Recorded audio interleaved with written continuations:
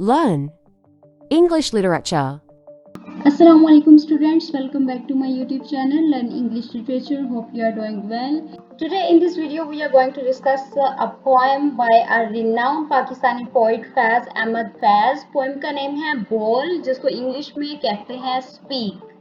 फैज अहमद फैज की दूसरी पोइम सुबह आज़ादी जो कि हमारे सिलेबस में इंक्लूड थी, उसके ऊपर हम डिटेल 2 वीडियोस बना चुके हैं, ईच एंड एवरीथिंग डिस्कस कर चुके हैं। उन वीडियोस का लिंक आपको डिस्क्रिप्शन बॉक्स में मिल जाएगा। तो इस वीडियो को स्टार्ट करते हैं।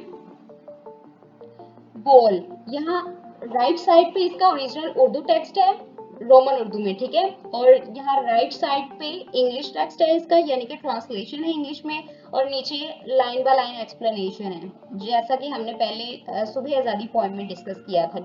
अगर आपने वो वाली वीडियो देखी है तो आप इसको भी इजीली अंडरस्टैंड कर पाओगे, ठीक है। तो टेक्स्ट पढ़ते हैं। बोल, बोल के लब आजाद हैं तेरे, बोल ज़बां अब तक तेरी है, तेरा सुतवां जिस्म है तेरा, बोल के जां अब तक तेरी है। और अगर आप फोकस करें तो हर लाइन के अंदर आप देखें कि किसी न किसी एक चीज की बात की जा रही है। लाइक फर्स्ट लाइन के अंदर देखिए, यहाँ लब मीन्स लिप्स, होंठ, उनकी बात की जा रही है। दूसरी लाइन में जुबान, टंग की बात की जा रही है, और तीसरी लाइन में तेरा सुतवां जिस्म की बात की जा रही है। सुतवां जिस्म होता है स्ट्रॉन्ग पावरफुल बॉडी, ठीक है। बोल के जां अब तक तेरी है, जां मीन्स लाइफ, ठीक है। हर लाइन के अंदर एक एक चीज की बात की जा रही है, और यही कहा जा रहा है कि बोल जब तक लब आजाद हैं तेरे, ठीक है। बोल जब तक जुबान तेरी है, जब तक मतलब तुम्हारे पास तुम्हारे लिप्स भी हैं, जुबान भी है, टंग भी है, ठीक है, तेरा जिस्म भी है, यानी कि तुम्हारा जो फिजिकल एग्जिस्टेंस है वो इस दुनिया में मौजूद है, ठीक है। तुम्हारी कोई डेड बॉडी नहीं है, तुम मरे हुए नहीं हो, तुम जीते जागते अच्छे खासी इंसान हो, ठीक है। जान के जान अब तक तेरी है, जब तक तुम्हारे अंदर जान है, ठीक है, तब तक बोलो। किस लिए बोलो? अपने राइट्स के लिए बोलो, ठीक है। थ्रू देयर लैंग्वेज, अपनी जुबान के थ्रू आप लोग बोलो अपने राइट्स के लिए, ठीक है। जो आप लोगों के ऊपर लाइक ये पोएम जो है ना, ये लिखी गई थी यही इंडिपेंडेंस के टाइम पीरियड में ही, लाइक उससे पहले के सिनेरियो को डिस्कस करके और उसके बाद वाले सिनेरियो को डिस्कस किया जा रहा है इस पोएम के अंदर। और उस टाइम पीरियड में लोगों के ऊपर जो ऑपरेशन किया गया, जो लोगों को सप्रेस किया गया, ठीक है, और इन्हीं सब चीजों के अगेंस्ट कहा गया कि भाई बोलो, उठो, अपने हक के लिए आवाज उठाओ, रेसिस्टेंट प्रोड्यूस करो, ठीक है। बहुत ही सिंपल है। इसकी ट्रांसलेशन पढ़ते हैं इंग्लिश में। Speak for your lips are free, speak for your tongue is still your own, your upright body belongs to you, speak for your life is still your own. Line by line explanation देखते हैं। बोल के लब आजाद हैं तेरे, speak for your lips are free. This line encourages the individuals to speak out, emphasizing that their ability to express themselves has not yet been taken despite any oppressions they may face, ठीक है। whatever लोगों ने challenges और difficulties उस independence के time period से पहले और बाद में लोगों ने face की, ठीक है, जो भी उनके ऊपर oppression हुआ, suppress किया गया लोगों को, whatever, ठीक है, वो कह रहे हैं कि जब तक तुम जिंदा हो तुम अपने लिए आवाज बुलंद करो, अपने राइट के लिए बोलो, स्पीक आउट। क्या कहा जा रहा है? स्पीक आउट, ठीक है। Emphasizing that their ability to express themselves has not yet been taken away, कि आप लोगों से अभी तक आपकी ये जो बोलने की सलाहियत, ये जो एबिलिटी है ना, ये अभी तक आप लोगों से नहीं छीनी गई, ये नहीं ली गई। सो काइंडली अपने लिए आवाज बुलंद करो, ठीक है। नेक्स्ट लाइन डिस्कस करते हैं। बोल जुबां अब तक तेरी है, speak for your tongue is still your own. This reaffirms the notion of personal agency, reminding the reader that they still possesses the power of their voice and can use it to articulate their thoughts and beliefs, ठीक है। अपनी जुबान के जरिए से क्या करो? Articulate करो देयर थॉट्स एंड बिलीव्स। आप जो भी कहना चाहते हो, आपके जो नजरियात हैं, जो आपके सोचने का एक विजन है, ठीक है, इसको एक्सप्रेस करो अपनी जुबान के थ्रू, कि आपके माइंड के अंदर जो कुछ भी है उसको अपनी जुबान के थ्रू बाहर लेके आओ, ठीक है। तेरा सुतवां जिस्म है तेरा, your upright body belongs to you. Here the poet emphasizes the ownership of one's body, reinforcing the idea of autonomy. Autonomy होता है खुद मुख्तारी, ठीक है, इंडिपेंडेंट होना, उस चीज को reinforce किया जा रहा है, उस आइडिया को, ठीक है।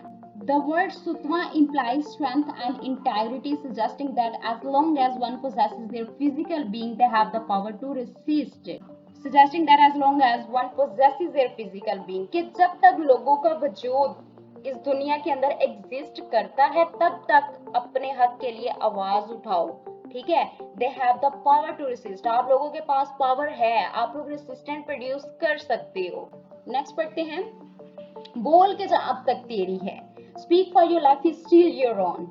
This final line in the stanza underlines the urgency of speaking out while one is still alive.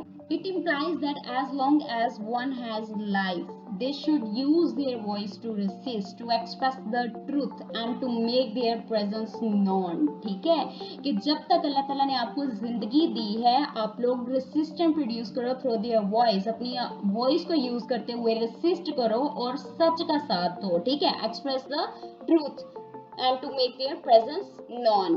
Overall इस पूरे stanza के अंदर क्या बात की जा रही है, अब इस चीज को डिस्कस करते हैं। These lines advocate for courage, resistance and the assertion of one's voice and rights in the face of oppression.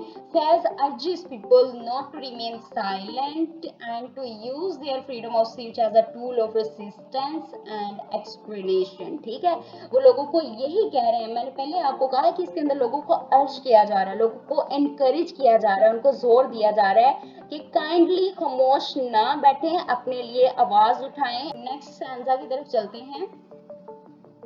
देख के आहन घर की दुकान में तुंद है शोले सुर्ख है आहन, खुलने लगे कुफलों के दहाने, फैला हर एक जंजीर का दामन। इस स्टैंजा के अंदर कुछ वर्ड्स डिफिकल्ट हैं, वो मैं आपको साथ साथ एक्सप्लेन कर देती हूँ। पहले हम इसकी ट्रांसलेशन पढ़ लेते हैं। See in the blacksmith shop, blacksmith shop कहते हैं लोहार की दुकान। लोहार means the person who made things with the iron, जो लोहे से चीजें बनाता है, ठीक है। और लोहे से चीजें कैसे बनती हैं, ये प्रोसेस आप लोगों को पता है। इंटेंस लेवल की हीट होती है, उस पे इसको पहले लोहे को गर्म किया जाता है और उसके बाद जो लोहा है वो काफी रेड कलर का हो जाता है, ठीक है, क्योंकि हीट होती है ना उसके अंदर। और फिर उस लोहे को डिफरेंट जो भी चीजें लोहे से बनती हैं उसमें उसको डिफरेंट स्ट्रक्चर से शेप दिया जाता है, ठीक है। नेक्स्ट पढ़ते हैं, how fights the flames, how red the iron, logs have begun to open their jaws, every chain has loosened its hold. Line की एक्सप्लेनेशन देखते हैं। The poem shifts to a metaphorical image of a blacksmith shop. Blacksmith की shop को metaphorically use किया गया है इस poem के अंदर, ठीक है। और ब्लैकस्मिथ शॉप क्या होती है ये हम ऑलरेडी डिस्कस कर चुके हैं। The blacksmith represent a place of transformation. Obviously blacksmith के शॉप पे बहुत ज्यादा लोहा होता है और वो लोहे को गर्म करके उससे बहुत ज्यादा डिफरेंट किस्म की चीजें बनाते हैं। जो लोहा है उससे हमने कोई चीज बनाई है तो ये ट्रांसफॉर्मेशन ही होती है ना। नेक्स्ट पढ़ते हैं, where raw material is shaped into something stronger. अब समझ आ गई होगी, ठीक है। Symbolising the process of forging change and liberation, किस चीज को सिंबलाइज कर रहे हैं, फॉर्जिंग चेंज एंड लिबरेशन को। नेक्स्ट लाइन पढ़ते हैं, तुंद है शोले सुर्ख है आहन, how fires the flames, how red the iron. The poet describes the intense heat of the flames and the glowing red iron, suggesting that the moment of transformation is near. ये दोनों चीजें किस चीज को सजेस्ट कर रही हैं, movement of transformation is near, यानी कि ट्रांसफॉर्मेशन होने का जो लम्हा है वो बहुत करीब आ चुका है। The fireness of the flames represents the intensity of the struggle, struggle किन लोगों की, जो लोग इंडिपेंडेंस के लिए लड़ रहे थे, ठीक है। And the red hot iron, red hot iron उस लोहे की बात की जा रही है जिसको आग के अंदर काफी देर तक गर्म किया जाता है। Symbolizes the potential for change that has been ignited by resistance. Next line पढ़ते हैं, खुलने लगे कुफलों के दाने, logs have begun to open their jaws. Here Faiz paints a hopeful picture of freedom as the logs that once held people in chains are beginning to open. This line symbolizes the breaking of oppressive forces, suggesting that the grip of tyranny is weakening. गुलामी की जंजीरें, वो chains जिसने लोगों को जकड़े हुआ था उस टाइम पीरियड में, ठीक है, अब उनके खुलने का वक्त आ चुका है, ठीक है, या बहुत करीब है वो वक्त। और ये सारी चीजें किस चीज को सिंबलाइज करती हैं? Breaking of oppressive forces. जो भी बड़ी बड़ी ऑप्रेसिव फोर्सेस हैं उनके टूटने का वक्त आ चुका है या उनको तोड़ने का वक्त आ चुका है। नेक्स्ट लाइन पढ़ते हैं। फैला हर एक जंजीर का दामन, every chain has loosened its hold. The image of chains loosening further emphasizes the crumbling of oppression. The chains, once tight and restrictive, are now stretching and losing their power to bind, indicating that freedom is within reach. ठीक है कि अब वो जो chains थी अब उनके टूटने का वक्त आ गया, जो कि पहले कभी क्या होती थी, बहुत टाइट और रेस्ट्रिक्टिव होती थी, लेकिन अब क्या है, are now stretching and losing their power to bind. ठीक है, नेक्स्ट पढ़ते हैं। अच्छा, ये सारा जो स्टैंजा अभी हमने 4 लाइंस पढ़ी हैं, ये जो स्टैंजा है इसका हम ओवरऑल देखते हैं इसमें क्या डिस्कस किया गया है। Together these lines illustrates the process of liberation. ठीक है, इन सारी लाइंस के अंदर क्या बताया जा रहा है? प्रोसेस ऑफ लिबरेशन, आजादी का जो एक प्रोसेस है वो बताया जा रहा है। Where the tools of operation, tools of operation कौन कौन से हैं ये गौर करना है आपने। The flames, the iron, the rocks and chains. ठीक है, सब लाइंस के अंदर इन्हीं चीजों को डिस्कस किया गया है ना। Are being transformed, opening the possibility for change. Faz is showing that the efforts of resistance are starting to bear fruit. ठीक है, कि जो लोगों ने रेसिस्टेंस के अगेंस्ट अपनी एफर्ट की थी, अपनी कोशिश, अपनी जद्दोजहद की, अब क्या होने लगा है? स्टार्टिंग टू बियर फ्रूट, अब उसका फल मिलना शुरू हो गया है। And the oppressive structures are weakening, making space for freedom and justice to emerge. Next stanza को डिस्कस करते हैं। बोल ये थोड़ा वक्त बहुत है, जिस्मो जुबान की मौत से पहले, बोल के सच जिंदा है अब तक, बोल जो कुछ कहना है कह ले।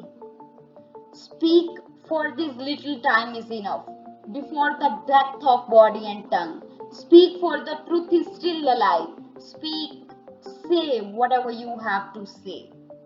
नेक्स्ट इसकी एक्सप्लेनेशन को डिस्कस करते हैं, लेकिन इससे पहले मेरी आप सब लोगों से रिक्वेस्ट है कि जिन्होंने अभी तक हमारे चैनल को सब्सक्राइब नहीं किया, काइंडली चैनल को सब्सक्राइब करें, बेल आइकन के बटन को क्लिक करें ताकि हमारी आने वाली तमाम वीडियोस आप तक आसानी पहुंच सके। स्टार्ट करते हैं। बोल ये थोड़ा वक्त बहुत है, speak for this little time is enough, Faiz is acknowledging that the time to act may be limited, but even a small movement is sufficient to make a significant impact. He encourages people not to wait or hesitate, suggesting that even a brief window of opportunity can be enough to raise one's voice and take a stand. Okay, इस line के अंदर क्या कहा जा रहा है? No doubt, time is limited, but even a small movement is sufficient to make a significant impact. ठीक है, कि थोड़े से टाइम पीरियड के अंदर भी हम बहुत कुछ कर सकते हैं। He encourages people, यहाँ पोइट लोगों को इनकरेज कर रहे हैं, किन लोगों को? इंडिपेंडेंस के टाइम पीरियड पे जो लोग थे, ठीक है, उन लोगों को भी, और इवन आजकल के दौर में भी देखा जाए तो अभी भी लोगों को इनकरेज ही किया जा रहा है इस पॉइंट के थ्रू, नॉट टू वेट और हेजिटेट। ठीक है, कि आप लोगों ने ना तो इंतजार करना है ना हेजिटेट होना है, suggesting that even a brief window of opportunity, कि अगर आपको बहुत ही थोड़ी सी भी कोई अपॉर्चुनिटी कहीं से भी मिलती है ना, can be enough to raise one's voice and take a stand. ठीक है, वो छोटी सी अपॉर्चुनिटी भी आप लोगों के लिए बहुत ज्यादा है, टू रेज वंस वॉइस। ठीक है, अपनी आवाज बुलंद करने के लिए, अपने राइट के लिए स्टैंड लेने के लिए। नेक्स्ट लाइन पढ़ते हैं। जिस्मो जुबान की मौत से पहले, यानी कि डेड होने से पहले, मौत आने से पहले, जिस्मो जुबान यहाँ ये कहा जा रहा है, before the death of body and tongue. This line reminds the reader of the inevitability of mortality. Faz emphasizes that before one's body and voice are silenced forever by death. ठीक है, कि जब किसी की डेथ होती है, obviously हर चीज silence हो जाती है, इंसान के पास ना उसकी बॉडी होती है, ना वॉइस, ना जुबान। ठीक है, वो बिल्कुल किसी काबिल ही नहीं रहता। ठीक है, they should be used for a meaningful purpose.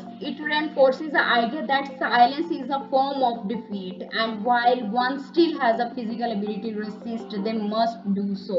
यहाँ आइडिया दिया जा रहा है, silence is a form of defeat. ठीक है, साइलेंस क्या है, खामोशी क्या है। जब भी आप कभी खामोश हो जाते हो इट्स मीन आप लोगों ने हार मान ली है, शिकस्त हो गई है आप लोगों को, ठीक है।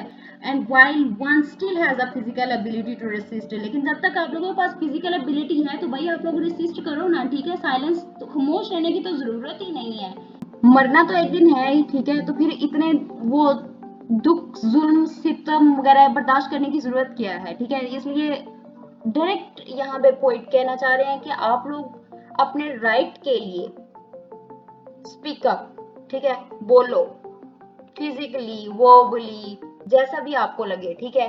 अपने आइडियाज के थ्रू, अपने थॉट्स के थ्रू, जैसे भी आप लोगों को लगता है कि आप लोगों को आपके राइट्स मिल सकते हैं, ठीक है, जस्ट स्पीक अप। ओके, ये सेकंड लास्ट लाइन है, बोल के सच जिंदा है अब तक, speak for the truth is still alive, ठीक है। सच कहीं भी छुपा हो एक ना एक दिन वो बाहर आ ही जाता है।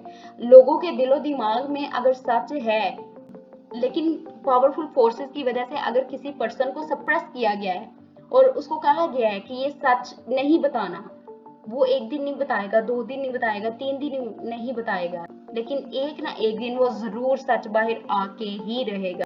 यानी कि सच को अगर दबा दिया जाए या दफन भी कर दिया जाए, द ट्रूथ स्टिल एग्जिस्ट, सच सच फिर भी रहता है, ठीक है, waiting to be spoken.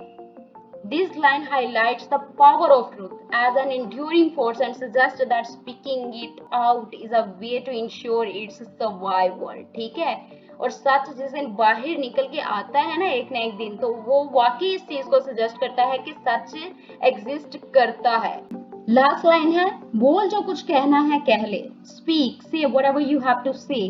The final line is an unambiguous call to action. Faz urges the reader to express themselves fully without fear while they still can, ठीक है, without fear while they still can. It's a reminder that the opportunity to speak may not last forever, ठीक है। जो आप लोगों को जिंदगी में कभी भी कोई अपॉर्चुनिटी मिलती है उस अपॉर्चुनिटी को आपने जाया नहीं करना, क्योंकि ये अपॉर्चुनिटीज आपको बार बार नहीं मिलती। आपने किसी से डरना नहीं है, say whatever you want to say, okay.